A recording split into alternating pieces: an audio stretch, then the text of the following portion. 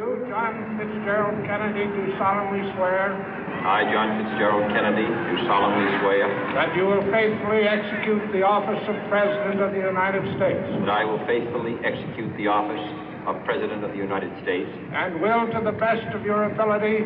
And will, to the best of my ability. Preserve, protect, and defend the Constitution of the United States. Preserve, protect, and defend the Constitution of the United States. So help you God. So help me God.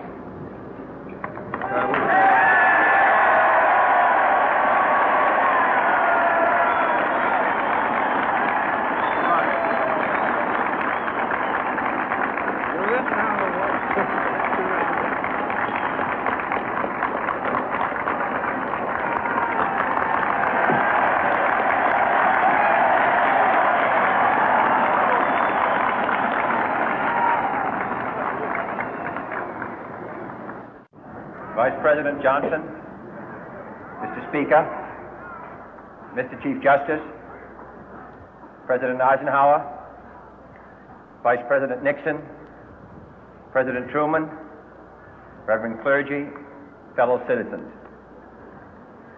We observe today not a victory of party, but a celebration of freedom, symbolizing an end as well as a beginning, signifying renewal as well as change. For I have sworn before you and Almighty God the same solemn oath our forebears prescribed nearly a century and 3/4 ago. The world is very different now, for man holds in his mortal hands the power to abolish all forms of human poverty and all forms of human life. And yet the same revolutionary beliefs for which our forebears fought are still at issue around the globe. The belief that the rights of man come not from the generosity of the state, but from the hand of God. We dare not forget today that we are the heirs of that first revolution.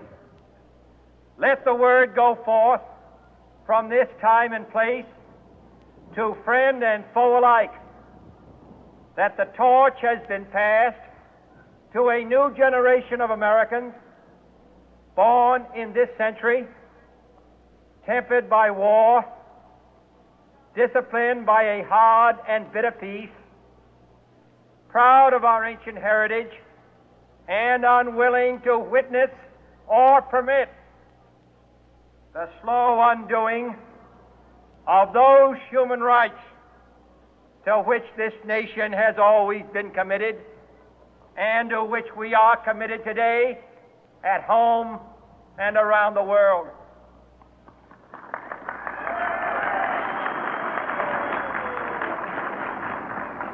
Let every nation know, whether it wishes us well or ill, that we shall pay any price, bear any burden, meet any hardship, support any friend, oppose any foe to assure the survival and the success of liberty.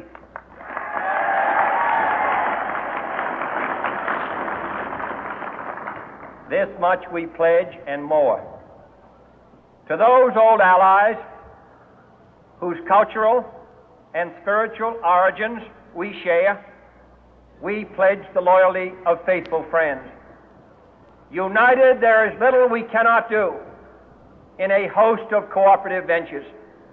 Divided, there is little we can do, for we dare not meet a powerful challenge at odds and split asunder. To those new states whom we welcome to the ranks of the free, we pledge our word that one form of colonial control shall not have passed away merely to be replaced by a far more iron tyranny. We shall not always expect to find them supporting our view, but we shall always hope to find them strongly supporting their own freedom, and to remember that in the past, those who foolishly sought power by riding the back of the tiger ended up inside.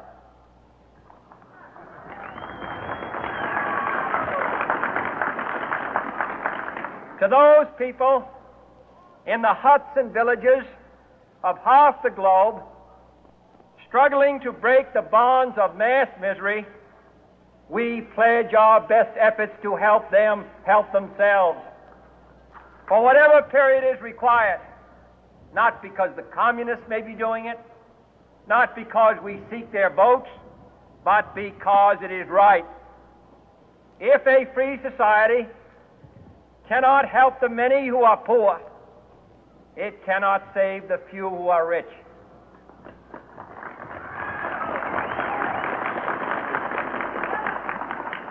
To our sister republics south of our border, we offer a special pledge to convert our good words into good deeds, in a new alliance for progress, to assist free men and free governments in casting off the chains of poverty.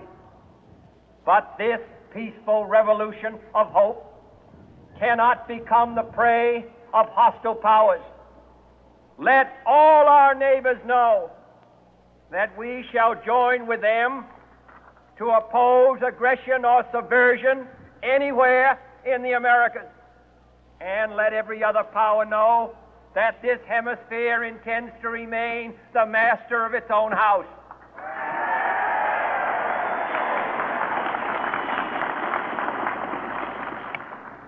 To that World Assembly of Sovereign States, the United Nations, our last best hope, in an age where the instruments of war have far outpaced the instruments of peace, we renew our pledge of support to prevent it from becoming merely a forum for invective, to strengthen its shield of the new and the weak, and to enlarge the area in which its writ may run.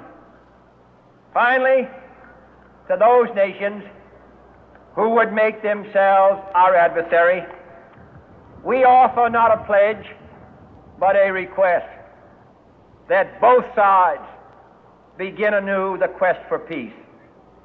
Before the dark powers of destruction, unleashed by science, engulf all humanity in planned or accidental self-destruction, we dare not tempt them with weakness, for only when our arms are sufficient beyond doubt can we be certain beyond doubt that they will never be employed.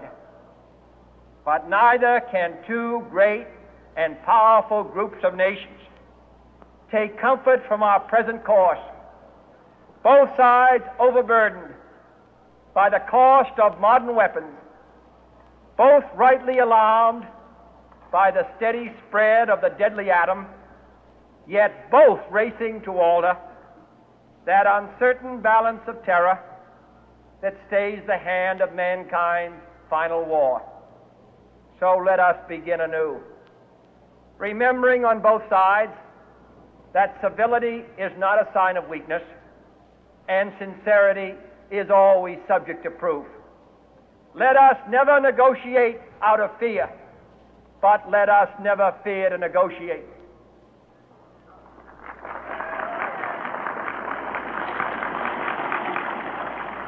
Let both sides explore what problems unite us, instead of belaboring those problems which divide us. Let both sides, for the first time, formulate serious and precise proposals for the inspection and control of arms, and bring the absolute power to destroy other nations under the absolute control of all nations.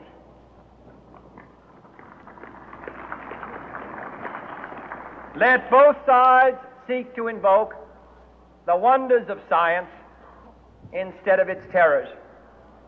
Together, let us explore the stars, conquer the deserts, eradicate disease, tap the ocean depth, and encourage the arts and commerce. Let both sides unite to heed in all corners of the earth the command of Isaiah to undo the heavy burden and let the oppressed go free. And if a beachhead of cooperation may push back the jungle of suspicion, let both sides join in creating a new endeavor, not a new balance of power, but a new world of law, where the strong are just and the weak secure and the peace preserved. All this will not be finished in the first 100 days, nor will it be finished in the first 1,000 days, nor in the life of this administration, nor even perhaps in our lifetime on this planet. But let us begin.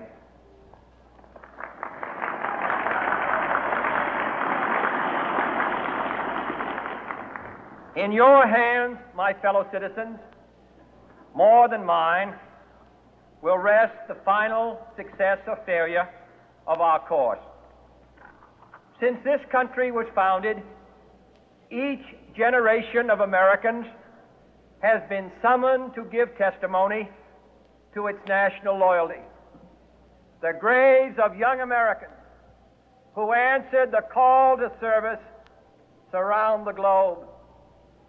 Now the trumpet summons us again, not as a call to bear arms, though arms we need, not as a call to battle, though in battle we are, but a call to bear the burden of a long twilight struggle, year in and year out, rejoicing in hope, patient in tribulation, a struggle against the common enemies of man, tyranny, poverty, disease, and war itself.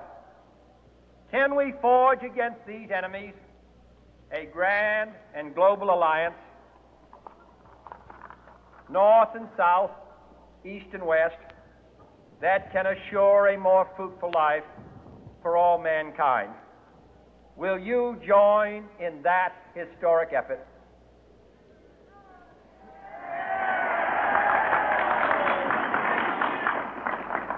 In the long history of the world, only a few generations have been granted the role of defending freedom in its hour of maximum danger. I do not shrink from this responsibility. I welcome it.